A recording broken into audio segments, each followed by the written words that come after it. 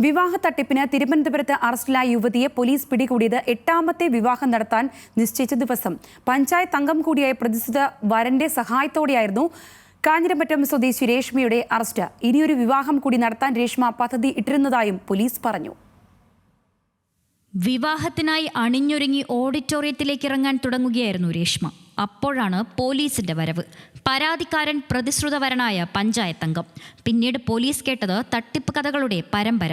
പല ജില്ലകളിലായി രേഷ്മ ഇതുവരെ 7 വിവാഹങ്ങൾ കഴിച്ചു.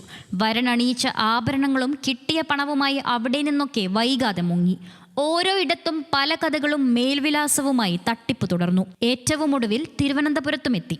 മാട്രിമോണി ഗ്രൂപ്പിലൂടെ പരിചയപ്പെട്ട പഞ്ചായത്ത് അംഗവുമായി 8ാമത്തെ വിവാഹം. തന്നെ ദത്തെടുത്തതാണെന്നും വിവാഹത്തിന് വളർത്തമ്മയ്ക്ക് സമ്മതമല്ലെന്നുമുള്ള കഥയാണ് രേഷ്മ ഇവിടെ പറഞ്ഞത്. ഇത് വിശ്വസിച്ച പ്രതിശ്രുതവരൻ രേഷ്മയ്ക്ക് മറ്റൊരു പഞ്ചായത്ത് അംഗത്തിന്റെ വീട്ടിൽ അഭയം നൽകി.